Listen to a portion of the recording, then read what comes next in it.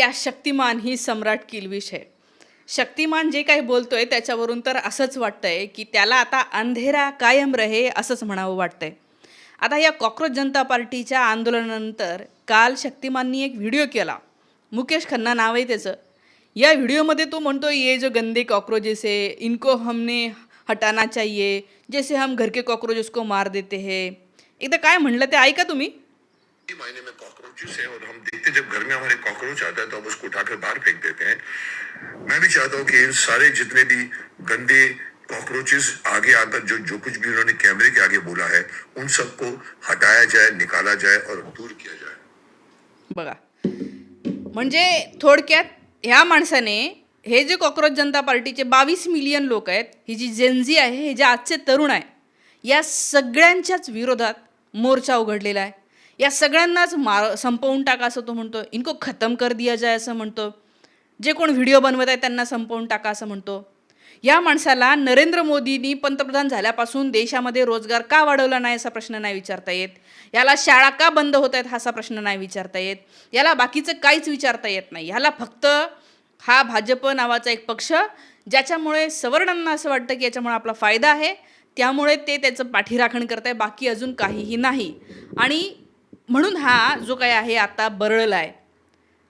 इतका मोठा अपमान भारताच्या या जेनझीचा, तरुणांचा भाजपचे समर्थक लोक रोज करत आहेत.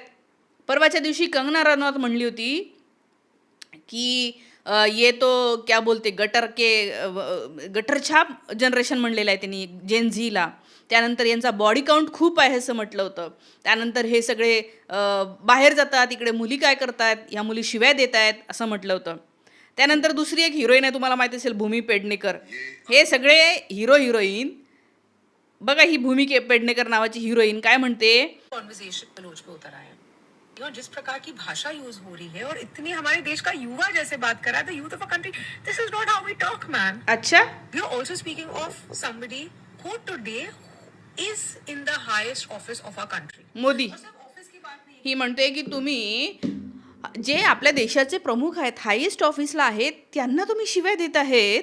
आणि म्हणतात आपण घरामध्ये असं बोलतो का, बडे बुजुर्ग के साथ ऐसा बोला जाता है क्या.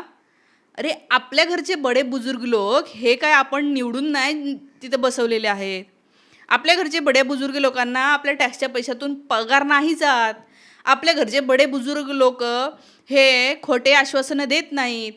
आपल्या घरच्या बड्या बुजुर्ग हे आपले नातेवाईक आहेत आणि ते चुकीचं वागलं तर त्यांनासुद्धा बोललंच पाहिजे. नरेंद्र मोदींना लोकांनी निवडणूक करून तिथे बसवलेलं आहे. तो पगार घेतोय, या देशातल्या लोकांच्या कराच्या पैशातून त्या लोकांना पगार जातोय. त्यांनी नीट राहणं अपेक्षित आहे. हे जे संस्कार शिकवायला आलेले आहेत ना सगळे बॉलिवूडचे लोक, यांचे पिक्चर जाऊन बघायचे आणि त्याच्यामध्ये यांचा सगळा अवतार बघायचा. खरं तर मला बोलायला आवडत नाही, मी फ्रीडम मांडणारी आहे. तुम्ही कोणीही तुमचं स्वतःचा प्रत्येकाला अधिकार आहे, ज्यांना जसं वागायचं तसं वागा, हे मी मांडणारी आहे. पण मग तुमचे जर का पिक्चर पाहिले तर तुम्ही त्याच्यामधून काय खूप संस्कार दाखवता. रोज पदर घेऊन टिकली लावून तिथे येता. तुम्ही एक पण घाणेरडं गाली गलोज शिव्याशाप देत नाही. तुम्हाला राग आला तर तुम्ही काही बोलत नाही पिक्चरमध्ये, तुमचं सगळं दाखवता तुम्ही. हा शक्तिमान पण संस्कारी असण्याचा आव आणतोय जसं काही. तू त्याला कळतंय का की तो काय बोलतोय. कॉकरोचेस को खतम कर दो. 6 महिन्यापूर्वी त्या समय रैनावर पण सेम बोलला होता.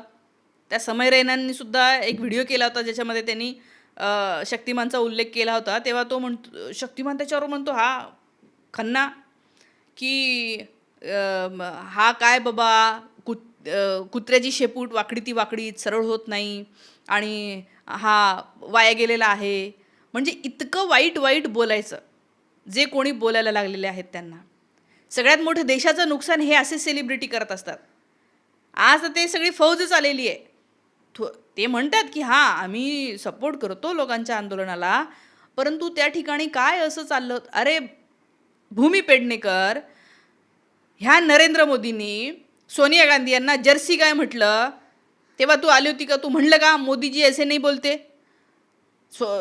नरेंद्र मोदी हे जेव्हा हे म्हटले होते की काँग्रेस की विधवा आहे, तेव्हा तू म्हणलं का मोदीजी ऐसा नाही बोलते. हेच भाजपचे लोक कटुआ मूल्य वगैरे काय काय बोलतात, तेव्हा तुम्ही काय बोंबलतात का. देवेंद्र फडणवीस त्या दिवशी म्हणले होते भाडे के टट्टे, माहिती आहे का त्याचा काय अर्थ होतो? जरा गुगल करा. अत्यंत घाणेरडा अर्थ होतो त्या टट्टे नावाच्या शब्दाचा. हे असं हे रोज बोलत असतात भाजपचे लोक. त्यांना संस्कार सांगायचं तर नाही, त्यांना नाही संस्कार शिकवायचे. त्यांना संस्कार कशाला शिकवणार हे लोक? या लोकांना असं वाटतं की ते सत्तेत राहिलेच पाहिजे, कितीही त्यांनी देशाची बर्बादी केलेली असली तरीही. सगळ्यात जास्त घातक हे सगळे सेलिब्रिटी आहे. मी तर म्हणते आजच तुमचे पोरं लेकरं बाळं जर का फॉलो करत असतील त्यांना अनफॉलो करा. फार मोजके लोक जे उभे राहिले. वीरदास नावाचा कलाकार आहे, त्याच्यानंतर तो आपला अरिजित सिंग आहे. तो म्हणला मी या स्टुडंटच्या सोबत आहोत, तुम्हाला माझे गाणे नसेल ऐकायचे त्यांना काय ऐकू. अरिजित सिंग इतके सुंदर गाणे त्याचे पॉप्युलर आहेत. हे स्टुडंट्सच्या सोबत उभे राहिलेले लोक आहेत. मी तर म्हणते की याच लोकांना आता मोठं केलं पाहिजे, कारण की जे देशाच्या मुलांसोबत उभं राहत नाही, जे खरेखुरे हिरो आहोत हे रिअल लाईफमध्ये दाखवत नाहीत, त्याचा काय अर्थ आहे? तुम्ही पिक्चरमध्ये तर कोणी ॲक्टिंग करेल, लोकांवरचा अन्याय दूर करण्याची ॲक्टिंग करायची पिक्चरमध्ये आम्ही कसं लोकांना मदत करतो हे दाखवायचं. आणि रिअल लाईफमध्ये या देशावर एवढं मोठं संकट जे या लोकांनी भ्रष्टाचाऱ्यांनी आणलेलं आहे, सगळा देश भ्रष्टाचारांनी पोखरून टाकला आहे, याच्या विरोधात तुम्हाला बिलकुल काही बोला वाटत नाही. तेव्हा तुम्हाला संस्कार आठवत नाही, तेव्हा तुम्हाला सभ्यता आठवत नाही, तेव्हा तुम्हाला वाटत नाही की अरे नाही माझा देश कुठे जातो आहे. आणि हे जेनझी हे तरुण पोरं बोलले तर तुम्हाला लगेचच वाईट वाटतं. शिवी देणं कधीपासून गुन्हा झाला आहे? शिवी देणं कधीपासून गुन्हा झालेला आहे? शिवी हे गावामधले प्रत्येक 2 वाक्यानंतर लोक शिवी देतात. त्याचा अर्थ तसा नसतो घ्यायचा. शिवी हे राग व्यक्त करण्याचं एक माध्यम आहे. असं म्हणतात की जर का एखाद्या व्यक्तीने शिवी दिली तर शुक्र करा की त्याने हातात दगड घेतला नाही, कारण की त्याला एवढा राग आला होता, पण त्याने शिवीवर जो आहे तो आपला आतलं ते काढलं. कॅथॉर्सिस नावाचा शब्द, की आतमध्ये खूप काहीतरी आलं होतं, पण शिव्या दिल्यामुळे तर राग निघून गेला, निवळला. हे राग काढण्याचं एक माध्यम आहे. आणि राग आलाय उगीच नाही आहे त्यांचा राग. असं नाही की दुसरे देत आहेत म्हणून देत आहेत. या 10 वर्षामध्ये ते सगळं या देशाचं कुठं चाललेलं आहे. त्यांचं गाड्या सेफ नाही आहे, कारण की E20 भरला जातो आहे. रस्त्यामध्ये खड्डे पडलेले आहे, रस्ते पूल कधीही तुटत आहे, कधीही फुटत आहेत. इलेक्ट्रिसिटी कधी पण जाते आहे, लोड शेडिंग वाढलेलं आहे, प्रत्येक गोष्ट महागाई हे झालेली आहे, एज्युकेशनवरचा बजेट कमी झालेला आहे, स्कॉलरशिप्स कमी केलेल्या आहेत, शाळा बंद करतायत, काय काय हजारो गोष्टी आहेत ज्या गिनवता येतील. आणि पारदर्शकता नावाची गोष्ट नाही. एक प्रेस कॉन्फरन्स घ्यायची नाही, स्वतःची डिग्री दाखवायची नाही, खरंच शिक्षण घेतलं का नाही घेतलं हे पण लोकांना कळू द्यायचं नाही. हे असं करणारे लोक जर सत्तेत असतील तर त्यांना शिव्या नाही येणार. सगळ्यात मोठे देशभक्त तेच आहेत. मी तर म्हणते की ज्यांना कळतं की अरे आपला देश लुटत आहेत, आपली भारतमाता लुटली जात आहे, त्याचा राग येणं, त्या राग व्यक्त करणं त्या माणसाला, त्याला सांगणं की येस तू डिझर्व करत नाही, खाली उतर लवकर. मी तर म्हणते की हे सगळे देशभक्त आहेत. हे तरुण जे त्या दिवशी आले होते, मी बघितलं, मी आंदोलनामध्ये 3-4 दिवस लगातार होती.